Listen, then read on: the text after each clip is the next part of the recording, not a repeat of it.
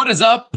We are live, Blueshirts Banter podcast, back and in the flesh here during the New York Rangers offseason. I know it's a little bit of a weird time. We have the NHL Stanley Cup Finals just commencing here, obviously between the Panthers and the Oilers, but we figured we'd come on here, do a live, talk about a little bit of a season recap of our New York Rangers. We'll get into some comprehensive topics here. But before we get started, wanted to sort of shout my co-hosts out here, Jerry and Aaron, obviously.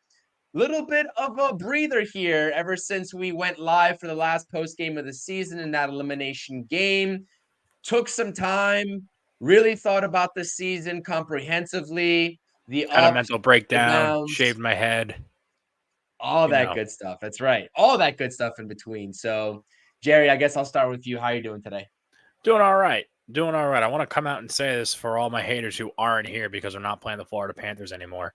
But that team is damn good at hockey, man. Let me tell you something. I didn't watch last night, but game one, they were outplayed by every facet. I thought, at least, by the Oilers. They were outshot. I thought the Oilers had great chances. And just Bobrovsky and the rest of the team, they're suffocating the Oilers. They're doing something I thought wouldn't be possible, and they're shutting them down completely. Not to make this all about them, but, heads off to them. We'll see what happens. Hopefully the Oilers can answer back. I know last night was pretty tough for them after the 4 unanswered goals. We're doing okay. We're doing all right. I miss hockey, miss watching the Rangers every night. I'm not going to lie to you. It hurts a little bit. There's an empty space in my life that needs to be filled. I've been watching House. Great show. If you ever seen it, highly recommend. But yeah, we're getting by. Summer's here. We're relaxing. We're sweating because it's really hot in my studio right now. And yeah, that's really it. We're ready to get into this.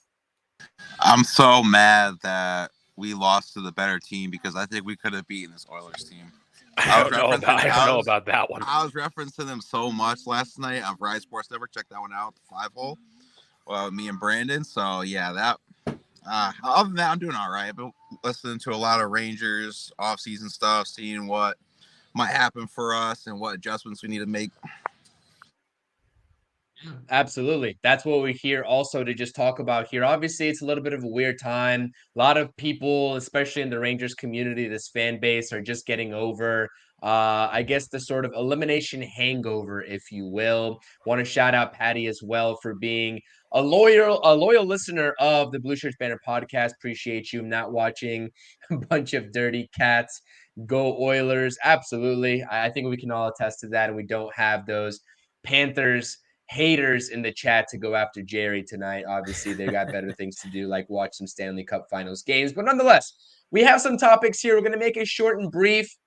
There's going to be more Blue Shirts banner this whole entire offseason, here and there as soon as news comes out. But we do have a set of 5 topics. And obviously, whether you're here in the live chat or whether you are watching the replay, hit the thumbs up and subscribe to the channel as well. Go subscribe to the Sunny Days Media 516 YouTube account. I'm just going to toss that up here. Per usual, go subscribe, do some great content over there. But let's start off with Jacob Trouba's most recent comments. And I wanted to bring this up and I wanted to start this podcast off with these comments because these comments really struck a nerve with some people in this fan base. And I'm not going to lie to you all.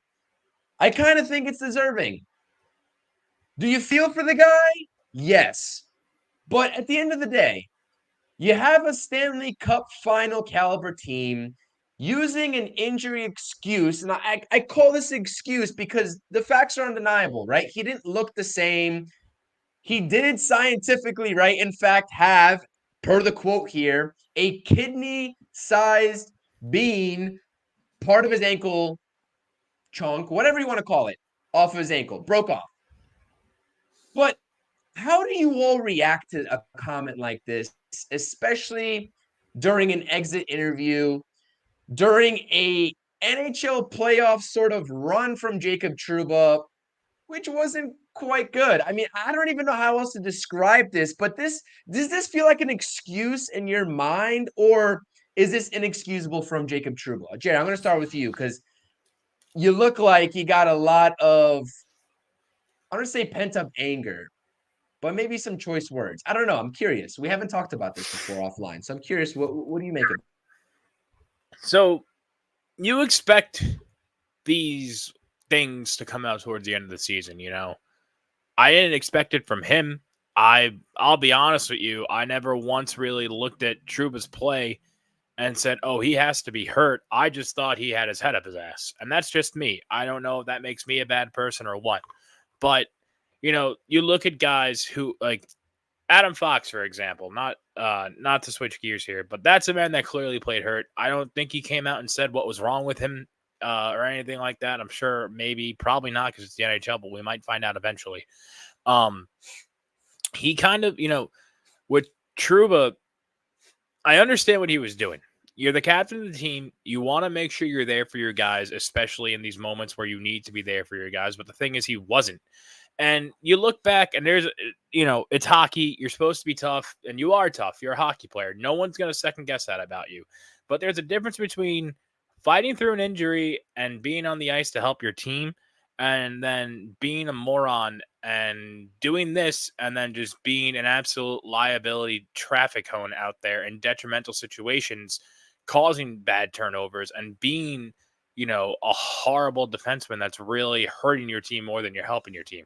And I know I saw a couple arguments on Twitter saying how in 94, you know, Leach played with a bad shoulder. I don't remember what the exact extent of the injury was, but he was getting like cryogenically frozen before every game and was wrapping up to beyond belief and all this good stuff. But what people don't tell you is that Brian Leach won the goddamn Conn Smythe that year. You know, like there's a difference between playing hurt and fighting through pain and being a warrior and doing whatever, and then playing hurt, trying to be a warrior and do the. I understand where he was coming from, so I don't fault the decision, but at the same time, you need to look at yourself in the mirror and say, okay, I am hurting my team more than I'm helping my team. Maybe I should sit this one out. And I know that I got into it a little bit with some people on Twitter saying, "What are you going to do? Play Zach Jones, who's undersized and under like not as fast and all this?" Yes. Yeah, you are. Yeah, Yes. you are. Because he's an able-bodied being he's not playing on one ankle. He's not letting people skate around. He's not playing half-ass efforts. Like it's kind of, you know, you watch these turnovers and these plays that he made that led to scores. Like it's just it's kind of ridiculous to watch in retrospect, knowing what we now know. And you know, again, I get it. I see where he's coming from, and I understand why he did what he had to do. But I think it's a bigger. It would be more of an how can I say this?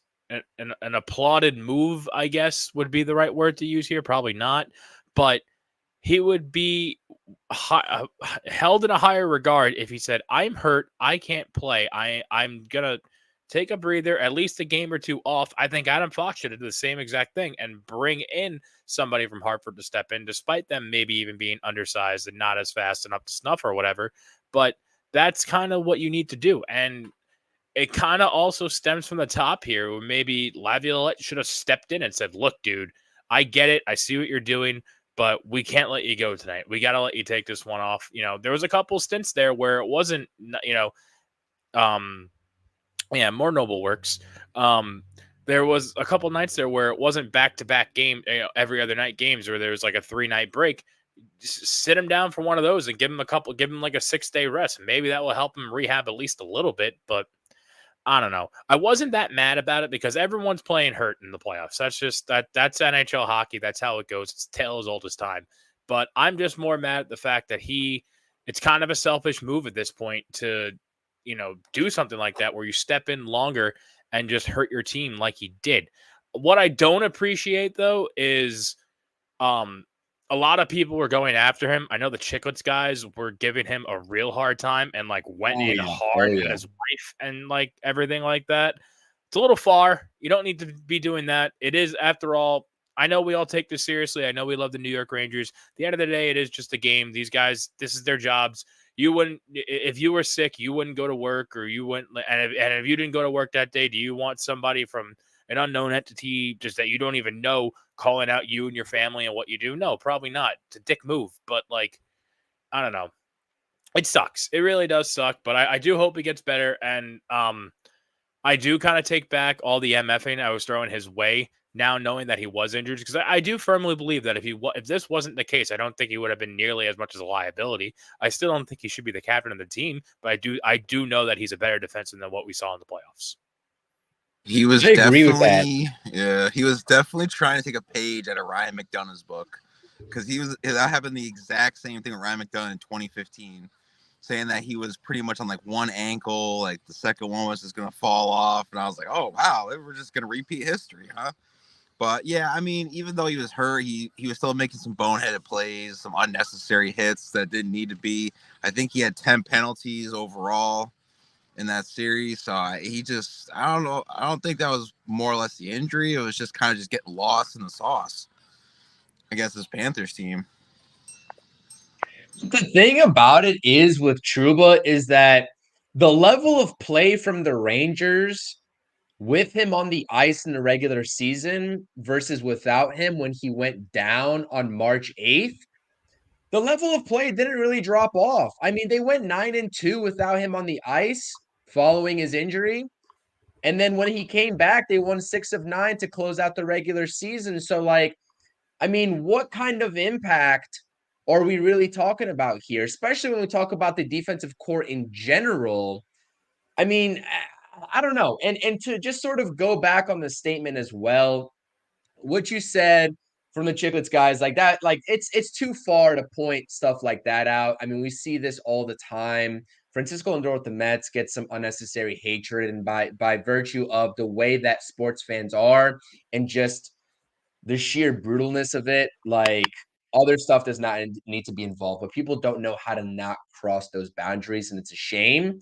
But I get the frustration, but again, like, listen, it is what it is. In hindsight, like you said, Jerry, should they have taken the step down and been like, I can't go tonight, put somebody else a little bit more capable on the ice in my favor, in for me? Yes.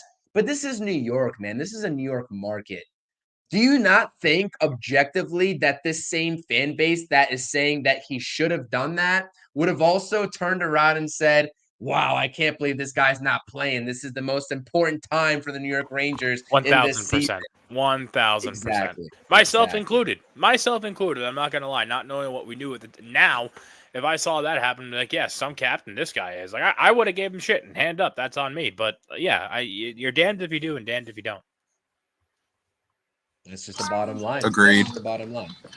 So that's a little bit about Trouba's comments, and I just kind of wanted to preface that and sort of open up this podcast by talking about that, because this was what caught a lot of buzz after the elimination. And, some of it's unfair, but then again, this is the New York market, and like you said, Jerry, the bottom line is if you're damned if you do, you're damned if you don't, especially if you don't have that Stanley Cup Finals appearance that we were all hoping for the New York Rangers. So already shouted out Patty. Want to shout out Chris as well in the chat, saying they had to freeze McDonough's ankle minutes before puck drop. He was playing through agonizing pain. And a little bit more about this Trouba injury was that, yes, there was a little bit of that ankle, I guess the chunk that was off with the broken diagnosis or whatnot. But I guess the diagnosis wasn't that it was any sort of weight-bearing part of the ankle. I'm not really sure how that works out, because when I think of the ankle, I think all of it's weight-bearing, but he was still walking around. It just wasn't like he was the same out there. And obviously skating for him felt uncomfortable enough, according to him. So I don't know. This is just a weird situation in general. But then to that point, Richard's following up saying Trouba has definitely lost a step in general. But the problem with this team is Moran Drury giving Buchnevich away. So I don't know if you all want to chime in on that. I mean, Buchnevich's career highs are with St. Louis over us. I mean, he's not wrong that he has another comment was the play driver for that line, which at the time was top 5v5. He's not wrong on that one, but I thought ultimately like he didn't even want to be here. Like he was causing arguments with certain players. I don't remember who, but yeah, I thought he was doing better in St. Louis than he was here. 1,000%. The trade's in the past. We can't keep crying over spilt milk. We got to kind of move on here. And I understand people want him back. And if he does come back, all right, sweet, whatever. That's fine. But until he does, stop holding your breath. Yeah. No, yeah, I agree. Just want to shout out everybody. Like I said, make sure you hit that thumbs up. Appreciate you all. This is a little bit of a different feeling for us here. We went through a stretch of so many post-game shows in a row on this YouTube channel with the playoffs. Now we're here talking about off-season hockey for our New York Rangers during these NHL Stanley Cup finals. So I appreciate you all rocking with us here. We will be back into the swing of things for the whole entire offseason. And make sure to keep hitting the live chat with your thoughts. I definitely appreciate it. Moving along, like I said, we do have a little bit of a time crunch today. Wanted to make this happen. Let's talk some offense before we get back into the defensive core. Don't really know why I laid this out like this, but I want to take a little bit of a break from the defense and talk offense and this offensive core performance, not only in the playoffs, right? A lot of people have gripes with some players, aka Jerry's favorite player, Mika Zibanejad, in terms of the offensive production in the playoffs. But I did handpick Laffy and Panarin to throw up their season stats up on the screen. Gentlemen, not sure which one of you wants to start. Obviously, Lafreniere took a huge leap this season, and we all know that. And that especially translated in the playoffs. To me, I was probably the most confident in Lafreniere during these playoffs, which is a surprise to me as a Ranger fan coming back here and saying this upon review. But who do you want to give flowers to? Who do you want to take flowers away from? And where do you think this offensive core stands going into next season? And obviously, this is a two-part summary here, and we'll talk about it as the last topic of this podcast in terms of any sort of offseason shakeups. But just talk about the regular season, the all-encompassing season, whether that includes the playoffs or not, in terms of what your takeaways are of this offensive core. Yeah, I mean, for me, the guy on was it my right, whoever's left, Alex Lafreniere. I mean, we were talking about, well, not we on the show, but like we as Ranger fans talking about him the last 2 years, saying, oh, is he going to be a bust? Is he going to finally break out? Like, why isn't this working out? He's the number one pick for a reason, blah, blah, blah. And then he signs, I believe, that 3-year deal. We were like, all right, well, now you got to step up and prove yourself. And apparently it was Gerard Gallant. Apparently he was the problem because he wasn't putting up these numbers. These are all career highs for him. So I think going forward with him, I think we're going to see some great things. I think personally he should be on the first line. But then again, I don't want to touch the second line because that was the most productive the entire season, the most minutes played together in the league. So I don't know, but I think he should go to the first line for right wing one since that was our issue last year. As far as denouncing Flowers, probably I'll go Mika Zibanejad just because he was struggling like hardcore for about a month and a half. We were talking about a lot in the show in the beginning when there was only like 10 people watching. So shout out that we have 17 now in the chat. But yeah, Zibanejad, I think I'll take his flowers away from because he's getting too many stretches where he's not producing enough, and then he'll produce a little bit. We think he's back, and then he's like a magician. Now you see him, now you don't, and then he just disappears. Yeah, I think you hit the nail on the head here with Laugh. And I have some pretty close friends who were calling for his head the entire season. And then I was always strongly in the camp. I kept seeing, at least I personally felt as if I kept seeing year over year improvement from him. In 2021, when we went on the Eastern Conference final run, I felt like I saw him kind of come into his own a little bit, get aggressive. It wasn't like a playoff showing like he had this year. But you start to see the flashes. And even last year, I don't even think he was, horrendous. Sure, I understand he's a 1-1. People are going to expect what they expect out of a 1-1. But I will keep saying this till I'm blue in the face. He was never advertised as the next Gretzky or McDavid or a Crosby or anything like that. He wasn't supposed to be a franchise-changing player. He was going to be good. He was an excellent player in juniors, but he was never going to kind of reinvent an entire place. And to be honest with you, I think that's the entire reason why New York ended up with the first round, the first overall pick. Call me a conspiracy theorist, but I do have reason to believe that these aren't random. And I think that's how we got him there. But he had a great year. This is a breakout year. Like you said, Gerard Gallant really set him back a little bit. And I think we're just going to continue to see growth from him. And I do disagree with you about moving him up to that first line, unless if you do it like this and take that second line and make that entire second line that first line, because I don't want to see them be broken up. I think him, Trocheck, and Panarin were just an absolute force to be reckoned with. They were able to finish each other's sentences. They knew where each other were going to be at all times. I thought that was some of the best hockey you'll ever see from a New York Rangers team. As far as that first line goes, I saw a couple of different hypotheticals. Maybe move Kakko up and put him on that other wing. I really don't know. But I'm excited to see what Lav can do moving forward. As far as taking Flowers away, you're listening to a new and improved Jerry. I've had a lot of time to decompress. I'm going to sit here, and it's kind of controversial a little bit, but I don't want to call for anybody's head here. Now that I've had a second to see the Panthers play a different team, and I'm kind of over everything that happened the past couple weeks and calm down. When you take things into consideration, look at it like football. You look at top tier receivers, they get shut down, and they can't. Yes, they are phenomenal at what they do, but you can't always go to them for open looks.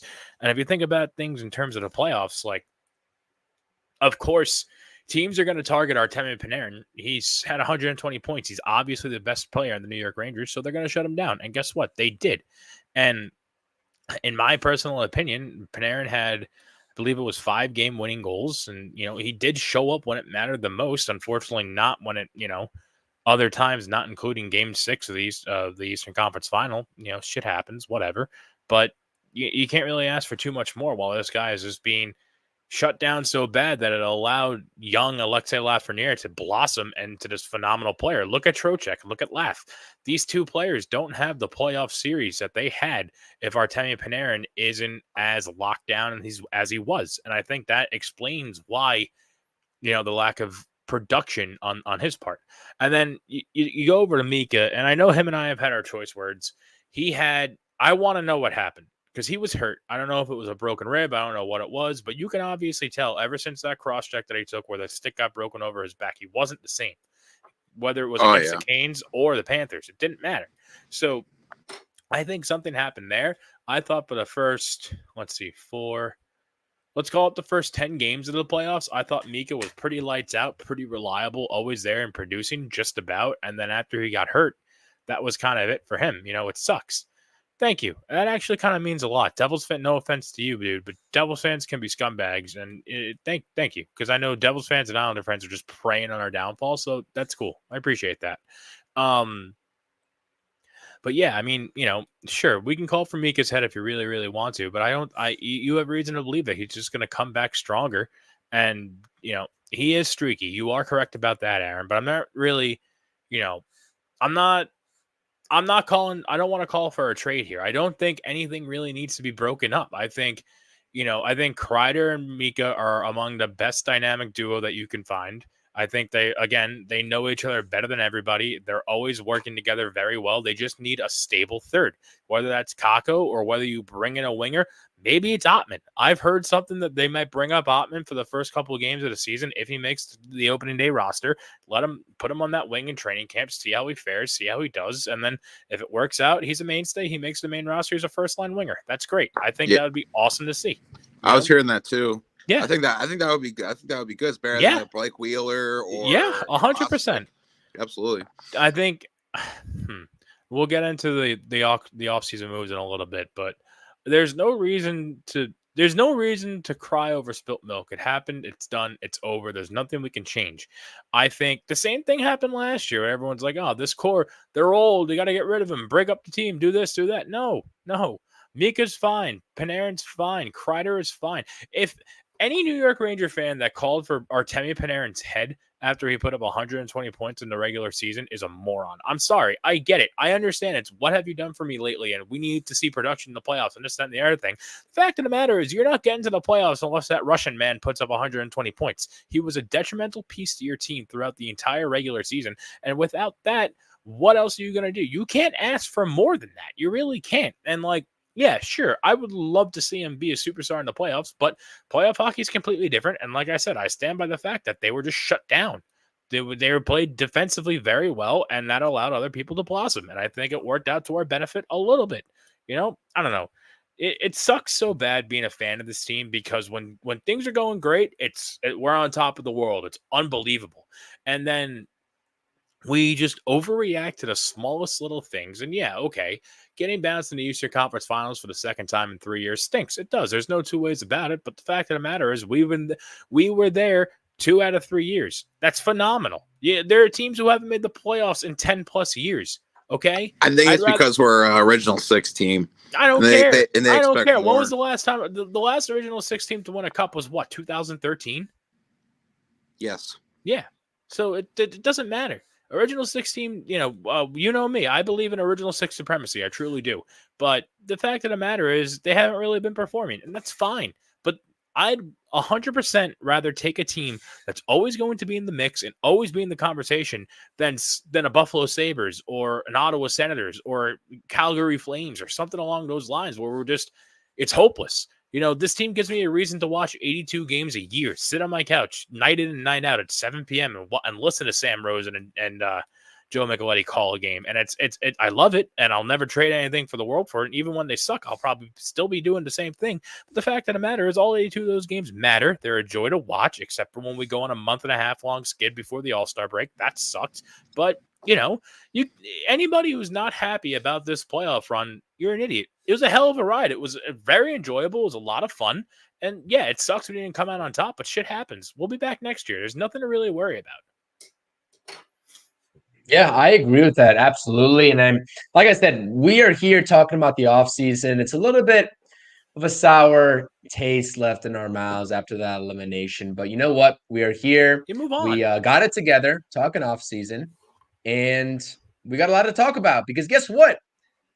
I think that this offseason is going to be quite important.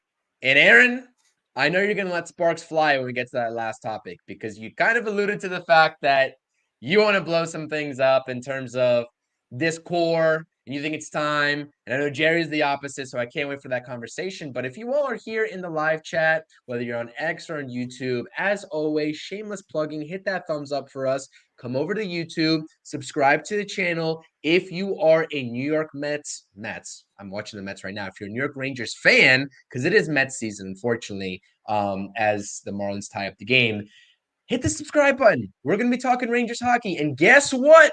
When the next season rolls around, when you're looking for post-game shows, guess who's going to be here? These 3 guys right on your screen. So appreciate you all being here. But as it pertains to Kaapo Kakko, I'm curious. He's a restricted free agent.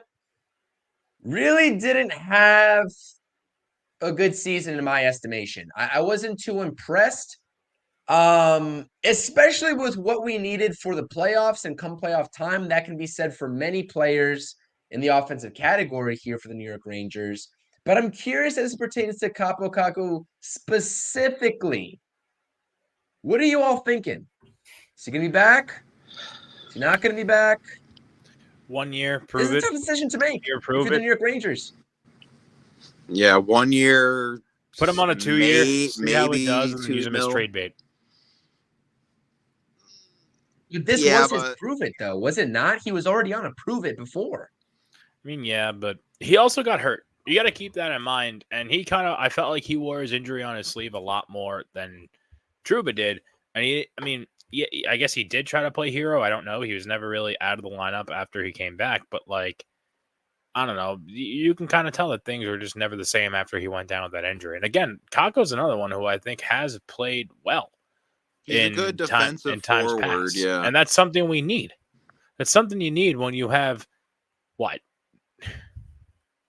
5 out of the 8 defensemen are very offensive-minded. So if they're going to leave you hanging, you need somebody like Kakko to hang back and be there for defense. I don't know. I mean, it's crazy to think that 2 years ago, everyone thought Kakko was going to be the one that panned out a lot better than Lafreniere did, and now here we are. So I guess there's a reason why 1-1s are 1-1s and 1-2s are 1-2s. But, I don't know. I want to see him succeed, and I don't want to see him get shipped. I think a 2-year deal and then see how things go, and then if he's playing well, use him as trade bait. Yeah, because he is a restricted free agent, so I would do 1 year, $2 million, and if somebody wants to bite on him, sure, pull the trigger. But if not, then I would make him like a third line wing, just see what he can do there. Here's Chris saying he thought Kratzov was going to pan out.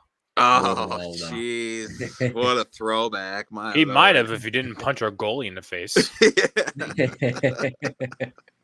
Or what was it? That defenseman that we had first round, Matt Gilroy. Thought he was gonna pan out too. Don't talk shit about Matt Gilroy. Matt Gilroy is from Long Island. Oh, jeez. But yeah. I think with Kakko though, 1 goal, 1 assist in 15 playoff games. So that kind of hurts his value a wee bit, but that's what it is. Yeah, I figured I'd just bring it up because there are just some arguments across my timeline happening about Capo Caco. And obviously, like you said, Jerry, the injury there that he sustained that kind of kept him out for a little bit there. We were just wondering if he was going to be back for the playoffs or not. So props to him for getting back and just ringing that same tune to Jacob Trouba when we talk about, suiting up when you're supposed to versus not, come crunch time. But yeah, that definitely did slow him down a lot. And that's a perfect segue, though, because you mentioned defensemen and being offensive minded. Let's talk about this defensive core who really, really struggled in the playoffs. Let's keep a spade a spade. Let's just talk about a spade. And you see it here. Injuries or not, defense struggled when it mattered. You can talk about Jacob Trouba, talk about Adam Fox playing injured. Keandre Miller has been a talking point as well on this podcast. I know from you, Jerry, multiple times, and Aaron as well. Where are you all at with this defensive core? I'm very curious. This is something that a lot of Rangers fans are looking at and wondering what this team is going to do. What are they going to prioritize? We talked about Zach Jones already, and I know Paris isn't in the chat here to tell us about Zach Jones some more because they were calling for Zach Jones to play over Adam Fox the entire playoffs.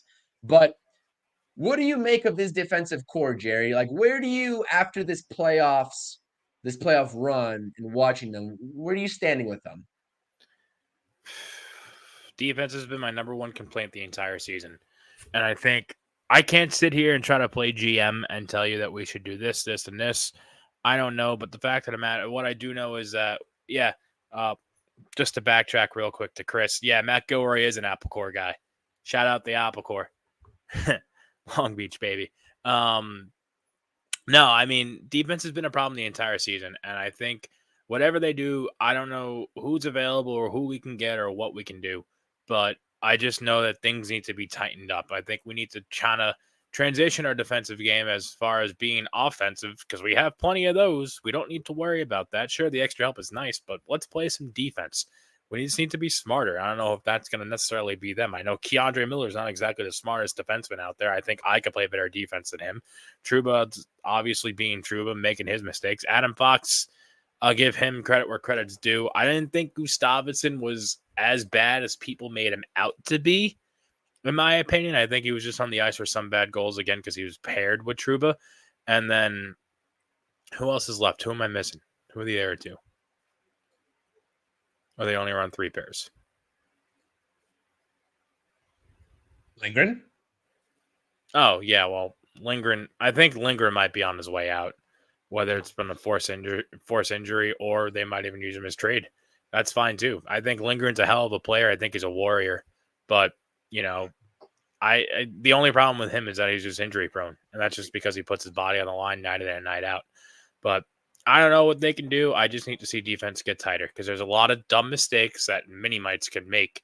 That mini-mites wouldn't make that are just grade A hockey plays that you need to be able to see and understand and, capitalize on that we're just making. And it's actually kind of infuriating to watch as a defenseman for, as many years as I played the game.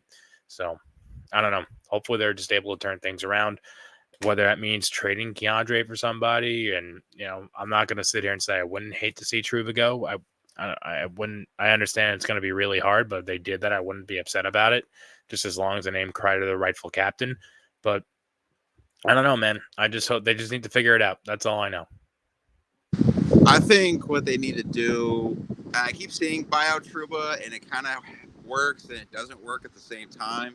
Because, yeah, we'll get $4 million cap space, but then we have the $2 million dead cap, and it almost feels like a Brad Richards situation where we bought him out and we had to pay him for like the next, like, what, 4 years. I think we should bring back Schneider because he is a pretty good defenseman. And he definitely hit. I thought he paired pretty well on the last pairing. But Trouba and Miller don't play well together, so I think Trouba needs to go. Lindgren, I kept hearing that he's like a Dan Girardi, but Dan Girardi was like 30 when he got his deal, and it was a 6-year deal. So I think Lindgren, I would only give him maybe a 3-4 year deal for $4 million. I think he's better than Keandre. And I think Keandre got 3.82. So I would try to keep it like that, just eliminate Trouba, maybe get a guy like Zadorov, who played for Calgary and Vancouver. Big dude. I think he can hit some people. And yeah, we just need to be more aggressive. Like we saw it with the Panthers, with Mikola, who was the Ranger, with Ekblad, who's choking out people in the playoffs. Even Oliver Ekman-Larsson, he's a big defenseman that can hit people. He was doing that with the Phoenix Coyotes back then. So I think we just got to get more rough and tough in our defensive unit and stop with this offensive defenseman because it doesn't work. We tried it with Keith Handel, 1000%. Dan Boyle. Didn't work out. They're not playing any defense to stop the 5-on-5 attack. Yeah. I mean, we saw the Trouba, Keandre line, pulled the plug on that real quick. It was a struggle. I agree with Aaron, though. Schneider needs to be brought back. I think he was probably, in my humble opinion, probably the best defenseman and most consistent defenseman this NHL playoffs for the New York Rangers. I mean, that is my objective opinion. And a guy like that, I need on my team all day long. So this is going to be a very tough task and a very tall task to figure out this defensive core. But one thing's for certain, whether you're trading Trouba, which I don't really know who's going to take on that contract, especially with the way he looked in this NHL playoffs run for the New York Rangers, or whether you're buying him out, which I'm not sure how feasible that is either. Something is going to need to get done because let's face it, I was going to go a little bit far and say that they were the reason why the Rangers weren't in the Stanley Cup playoffs right now, Stanley Cup Finals right now. But let's face it, it was just the worst team. Worst team lost. The worst team lost. That's all I got to say. Yeah. I'm trying in my brain to process like how tall of a task this Rangers team has in front of them this offseason. And Jerry, like you can correct me if I'm wrong here. And we're going to talk about it here. I see DJ and Chris in the chat talking about Mr. Brady Kachuk and this offseason talk, maybe some Ottawa Senators trade rumors. Talk about that here in two topics from now. But just a little preview to that. Do you think the Rangers have a lot more than we realize to do this offseason? Or are you more of the line of if you run it back with some minor moves, things could look a lot different and we could cross that threshold? I'm curious because like my brain is spinning right now trying to sort of differentiate between the two. I'm in the camp of the latter. I think a lot of the pieces are there, and I think if you clean things up defensively, I think we'll be in much better shape. You can't control injuries, and you can't control, stuff that's out of your control, and I think it's kind of what we ran into here. But I do think a lot of the pieces are there. We have a championship caliber goaltender. We have championship caliber offense. We do not have championship caliber defense. So I think there are a couple things, maybe you can get a couple of shakeups on offense on the lower lines or even a top line winger like we talked about. I think we can definitely shake up the defense. We don't need to touch Igor. Laviolette's a pretty solid coach. I think we have a lot of the pieces. I don't think we need to be in rebuild mode at all. I don't think we need to snip that. Aaron, what about you?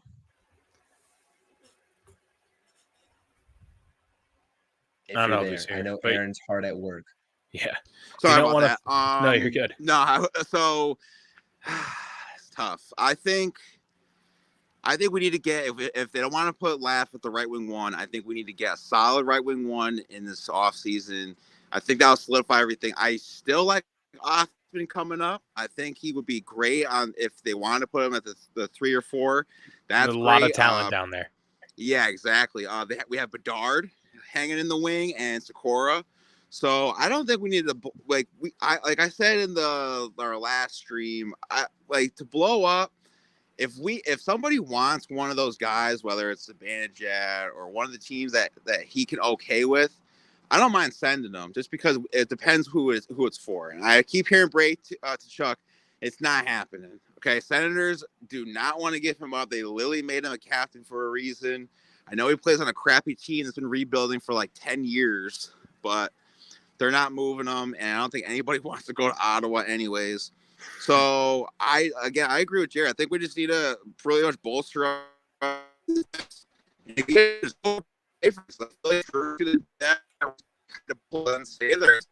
Paying for older guys that we don't need. I don't mind if they're like 27, 28, but we can't be overpaying 30, 32-year-old guys for 6 years and then get nothing in return.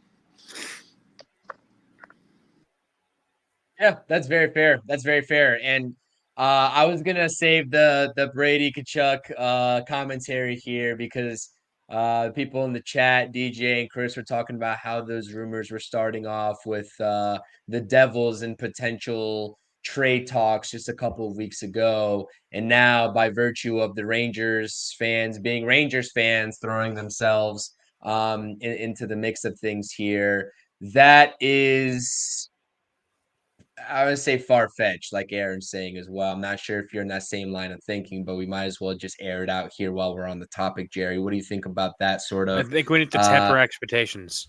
I think yeah, we I do agree. this every single year where we think, oh, he's coming here. Oh, he's coming here. Oh, he's coming here. No, we can't get them all. We saw it at the trade deadline as well with Gensel and who's the other guy that went to Carolina? Whatever his name is, I forget. But it is what it is. Like, we're gonna get some, sure. I'm sure we'll get a big ticket free agent. I wouldn't put it past us. In the Brady Kachuk video you sent us, you scroll down to the recommendation videos. There was a channel, same channel, video put out by the same channel that said "Showtime Part 2?" ? So you know me, would love to see Patrick Kane get a second stint in New I York. do I know doubt it, you. but Yeah. but yeah, I mean, Oh, I'm God. sure we'll get who we're gonna get. And again, I've said this a lot on this show. I trust Chris Drury. I truly do. I think he has the best in the mind. Let me rephrase it. I think he has the best interest of the team in mind. I know people will shit on me for this, but I have no reason. I haven't seen him make a move that hasn't paid off in the long term. I've second guessed a lot of moves he's made, and just about all of them have panned out. So I trust him. I think he's going to be able to make some big splashes here. He's pretty savvy, and he knows his way around things. Like, he basically LTIR'd Hedel without LTIR and Hedel. I mean, let me rephrase that. He played Vegas's game without really playing Vegas's game. Like when Mark Stone, like, everyone was like, "Oh, we know what you're doing. We see right through this." With Hedel, I didn't have any idea that was I the thought game he was plan. retiring. I thought he Yeah, was done when he I fell thought down this that guy. I thought this guy non-contact jersey. died on the ice. Yeah. Yeah, Do you think like, we it should was keep like, him or figure out that way? Because he would be our third line wing, right? yes. So should we keep him, or because we're just not sure if he's just too messed up concussion wise or what's going on? Because he was pretty non-existent too in the playoffs. I wouldn't necessarily say that. I thought when he was, I mean, point wise, sure, but I think when he was on the ice, I thought at least he was definitely making things happen, getting chances. Again, he just ran into a couple of brick walls. But that's not his fault. I don't know if we should necessarily keep him though. I don't. That's a great question. I don't know how I feel about that. I got to think about that one. If there is a trade to be had, I think that the Rangers wouldn't hesitate to part ways with Hedel in that manner. I really don't. Oh, for sure. That's my line of thinking. Yeah. So it really is when you get to certain names, and I don't know if you all have any trade candidates in mind when we get to that topic. We'll talk about maybe some potential returns, but I really think that Heedle would be right up there in terms of what the package the Rangers could return. But nonetheless, I see a comment here. Gabe, I'm going to save your comment as well. Great comments coming in here. Just want to shout out Mason as well. Longtime Blueshirts Banter podcast listener. What's up, guys? LGM and LGR. Mason, appreciate you as always. We're talking Rangers offseason hockey. Thank you for joining us here. Let's transition to this next topic and talk about Mr. Laviolette's first season as Rangers head coach. And this comment right here really just sums up everything that I wanted to say on the topic. I mean, and this is just spoken just so eloquently. Um, the difference between the two seasons under Laviolette here versus Gerard Gerland is pretty striking. Rangers seem like one of the more organized teams that a Devils fan of all people has seen all season long. And, there's been multiple times on this very podcast that we've talked about it, especially myself and Aaron, the striking differences in how this team makes adjustments and how they prepare under Mr. Laviolette. So I'm going to open the floor to you all as well. I love hearing the banter back and forth. Rangers fans in the chat, let us know what you all think about the first, or I guess the season under Laviolette here. You see the record, President's Trophy, 114 points collectively in the total, total in season, and first in the Metro here for the New York Rangers under Laviolette. What were some of the differences, or what were just some of the things that you would like to see under Mr. Laviolette as opposed to Gerard Gallant? Because we all know how that ship sort of sailed in the offseason. So what do you think? Jerry, Aaron, who's up? I want to see an answer of a season from him. I've said this time and time again on this show. Laviolette's MO has always been land a job, come in, have a great season, go on a run, whether that run is a deep playoff run or an actual Stanley Cup run itself. I don't think he's ever come. He's the only time he's come up on top was in Carolina, but he's been to the Cup with the Flyers. He's been to the Cup with the Predators. The guy's been around the block. He's a tremendous coach. Do not get me wrong. I've enjoyed him all season long. However, my judgment, and I've made this clear, has always been free until what we see next year. I need to see him bounce back and get us back to the exact same place, if not further than we were this year, because I don't want to see him fade into mediocrity and just kind of get comfortable, because that's what he does every single place. The Flyers nosedived after that Cup run. The Predators nosedived after that Cup run. Didn't really do too much in Washington, and then after the Canes won that Cup in 2004, you didn't really hear from them anymore. So I need to see a big-time answer from him. As far as the season go, what I loved was he just let people play. You look at the way Gallant was. He was very managing. He was always tinkering, always trying. If you didn't produce, he didn't understand the fact that people had bad games. He expected everything from everybody at all given moments. Whereas with Laviolette, I feel like it wasn't necessarily the case. And I think he just let people be themselves, play their game, be comfortable, know they don't really have to look over their shoulder all the time. And obviously, still expecting results and getting those results. So I think it was a very welcome breath of fresh air, especially for young people. Do you think Matt Rempe would ever exist under a Gerard Gallant Rangers team? God, no. So it was good to have him here. I think he's great for the system we currently have, and I hope he's still able to develop the Ottmans and the Bredards, or the college kid that's coming up, like all these young talent that we have in Hartford that's more than capable of being very solid NHL players. I hope he's able to bring them up and really mold them into good talent. I have no reason to believe he won't be, but I just need to see that. I need to see an answer is what I need. Damn, Jerry, you took most of my stuff. But yeah, I pretty much agree with Jerry there when it comes to the differences between Laviolette and Gerard Gallant. Hopefully now that has a season under his belt, maybe he'll make the adjustments that he needs with this team, because again, we have the talent. Panarin obviously thrived in this system, had a career high maybe that'll kind of help out some free agents coming going forward. Lafreniere Yeah. had a career high and everything. Maybe that'll help bring forward some free agents. Yeah, I mean, I think that Nashville, he was still pretty good for the 3 years that he was there, 2 out of the 3 with them. And the Flyers, they overcame an 0-3 deficit to get to the Stanley Cup. So if you can do that with a Flyers team, with I believe who was the captain of that team? Was Vincent The at that time? the cup run team for the Flyers.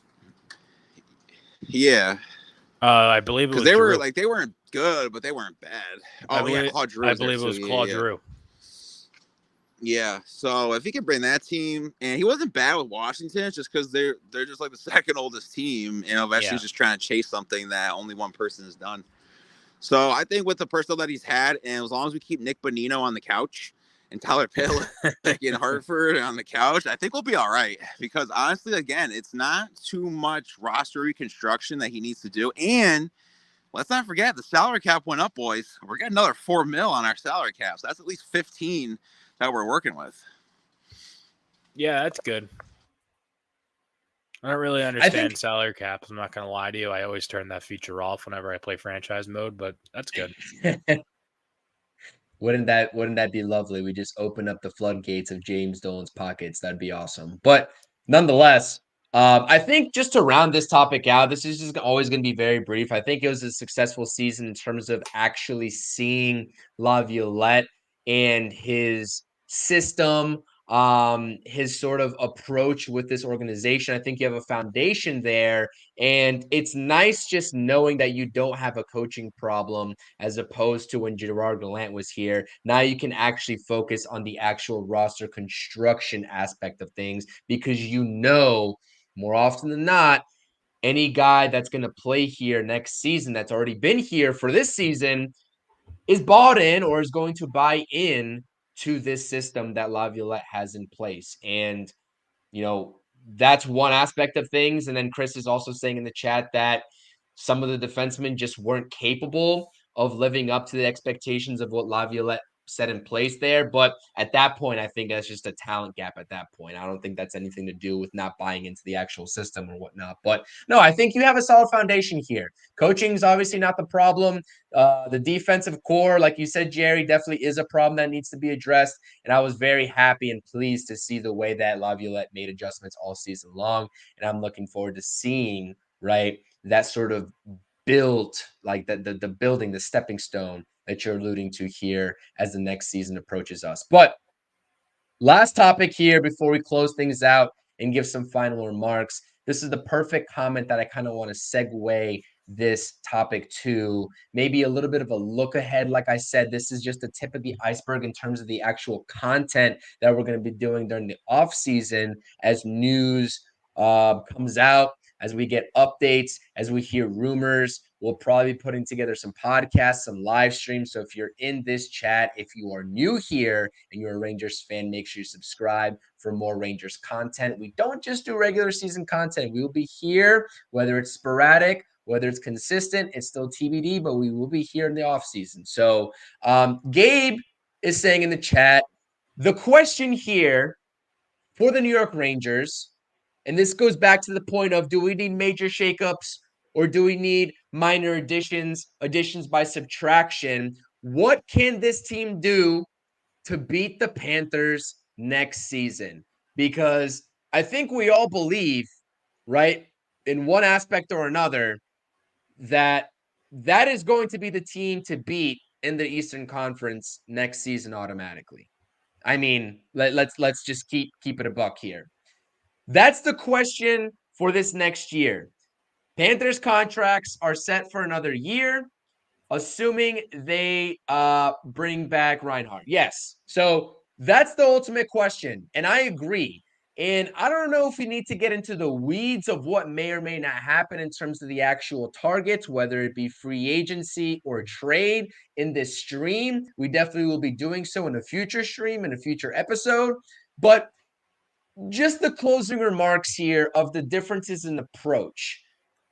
Aaron, I'm going to start with you because you kind of alluded to this during that elimination post-game stream that we did on what your vision is for this team this offseason. I'm curious if that was an overreaction from you in your estimation, or whether you truly do believe in sort of shaking things up in a major way this offseason. And then I want to get to Jerry before we finally head out of here as we're heading and approaching the 1 hour mark. Aaron, very curious. Elaborate. Well, I still kind of believe it. If we can blow up a little, blow up a little. I'm not saying blow the entire team up, send, a heartfelt message to all the fans. Not saying that, but I'm saying we need to get over this hump that we've been trying to get over since 2014. And so far we've gone into, we went up the mountain, went all the way down the mountain. Now we're slowly climbing back up the mountain. I want to stay up on the mountain. So I'll try to grab some Florida Panther players because this Florida team, they're going to get pretty much not decimated, but a lot of good players are going to be coming up in free agency. And we know how it rolls where a team wins a cup. Apparently, everyone overpays for those players to bring them over to their team. So I'm not saying overpay. I'm just saying maybe we can snag some players from them. And again, I think Nikita Zadorov, a great defenseman, try to get him. He's a big bruiser, and that'll help us with the Trouba effect. And again, we can buy out Jacob Trouba. He would just be $2 million and $2 million the last 2 years of his deal. We would get $4 million towards our cap the next 2 years. I also said on the 5-hole, maybe like a Chris Tanev. I think maybe he's a good defenseman. I know he's a little bit injured with his foot, but look what he did coming over from Calgary, went to Dallas. They made it to the Western Conference Finals, and they played a 5-man defensive front. And he was amazing for that team. Totally revamped that team, and they have just as much good goal scorers as us. I know Todd Bertuzzi is a free agent. I wouldn't mind having him on our side. He's a bruiser. He can score goals. That's a good guy right there. Maybe try to trade if we can. I know Utah's looking for something. Maybe we could, maybe get Jacob Trouba over to Utah, try to eat up some of the cap, get like a Sean Dursey and, whoever else we can get for him. But yeah, that's kind of what I think. I think blow it up a little bit to what we can and can't do. Just because, I know Zibanejad's contract is 8.5, so is Cryer, but Cryer's not going anywhere. And I also think, too, in the offseason, it's not more or less a signing, it's a giving. I think Vincent Trocheck should be the next captain of the New York Rangers. Hot take, probably not. No. I know you're going to say Kreider, but I think Vincent Trocheck, he was acting pretty leadership in that Florida Panthers series and Carolina, but that's just me. That's a hot take. That is just you. Actually, that's not just you, but that's a. Oh, yeah, I do like Alex Tuck, too. We were trying to get him in the trade deadline from the Sabres. I think that would be good. I think the name of the game here is defense. No, Brett Pesce is going to be on the market, and we can maybe poach him out of the Canes. We know we have a pretty solid track record with taking Canes players and kind of getting them, not turned around, but they work out for us. Look at Trocheck, Aaron's captain. Dylan DeMelio is he's a UFA from the Jets. So I think that would be a pretty solid. He's not a bad defenseman. Both of them come on the cheaper side. It seems like. I'm just looking at what the salary caps are for them. Pesce would be a $4 million salary cap hit, so just eat up that new extension. And then DeMelio is a $3 million cap hit. So those are two pretty tasty options. And I know, again, looking here, Brandon Montour is on. He's a UFA, but he's on a team that's currently in the Stanley Cup Finals, and I'm pretty sure that if they win the Stanley Cup, I doubt he's going to want to go anywhere. So a couple big-time defensemen that we're able to pick up, a lot of offensive talent that we might be able to get on the cheap-ish, maybe.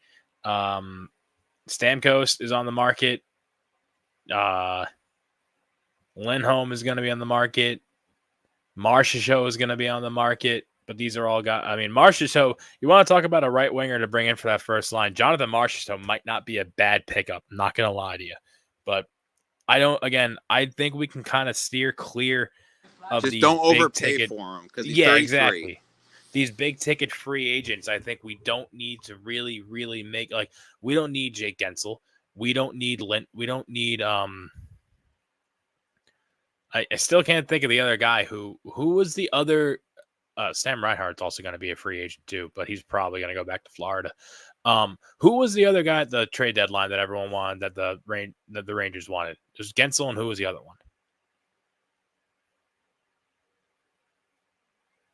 For you talk about who we're trying to trade for?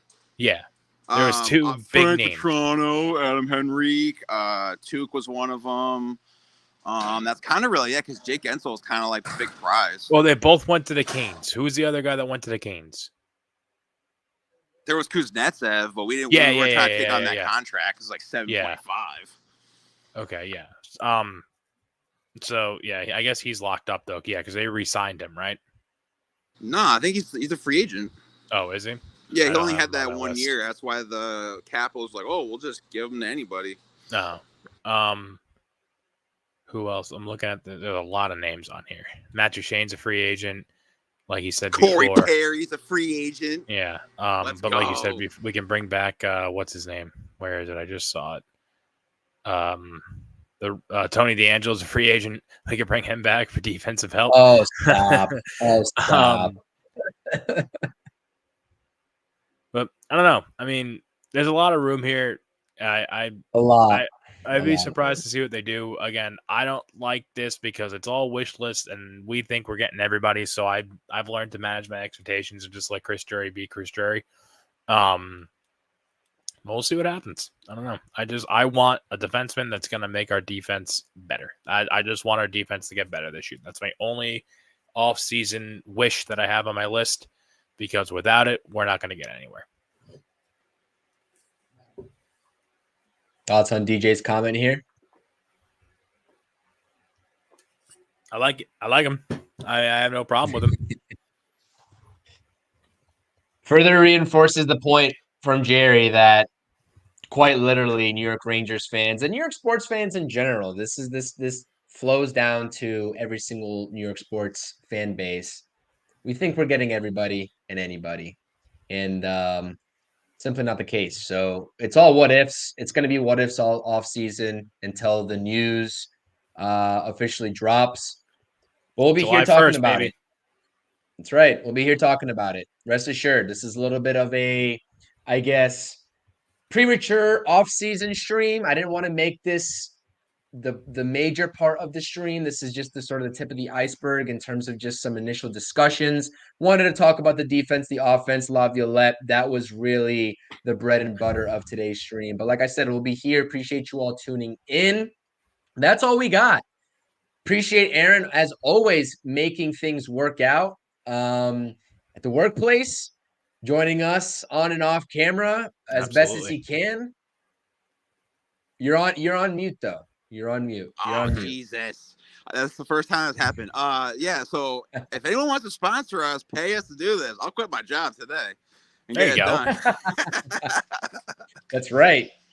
That's for damn sure. Sponsors definitely hit us up. But for right now, we are doing this on our own free will because we love the New York Rangers. We love this team, and we just want to see them get over the hump, like Jerry is saying. Like, that's all we want, and this is why we do this. Because one day we'll finally set on a post game, come the Stanley Cup Finals with the New York Rangers in it, and we'll be throwing a celebratory stream. But for right now, we got to build the building blocks and the processes to get there. And it is now June 11th, and we're watching two other teams go after that dream and chase that dream. But nonetheless, no tears from us. We appreciate you all being here. LFGR, as always, we'll be back with more off-season content. Channel memberships are up on the channel. If you're a Rangers fan, obviously you get those with every stream and under any and every pre-recorded episode. I definitely appreciate it. Closing remarks here from the gentleman, Aaron, Jerry, and myself. For me, I don't have any closing remarks. My closing remarks is just a shameless plugging we do after every single stream.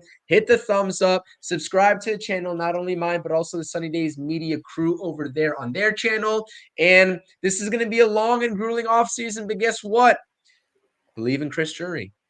And by, I guess, virtue of the trade, believe in James Dolan. Are we going that far yet? I don't know. Anyways, Yeah, Aaron, you're up that's my first. guy. That's my Yeah, guy. because he doesn't That's your guy. interfere with the Jerry, you're up Rangers. first. Listen, if James Dolan's Jerry's guy, he's up first. Jerry, what you got for? It's unpopular, I know, but one time I went to a game and I saw James Dolan. You know, we're on a first name basis, and I saw him. I was like, Jimmy, what's up? And he's like, Yo. And ever since then, best friends. He also opened the Sphere. Anybody who comes up with an idea like that, that's a friend of mine. Love that place. Yeah, closing remarks. I really got nothing. All I want to say is unplug, unwind, enjoy your summer. Forget about this team. They're not coming back anytime soon. You have, let's see, June, July, August. You got 4-ish months before the preseason starts.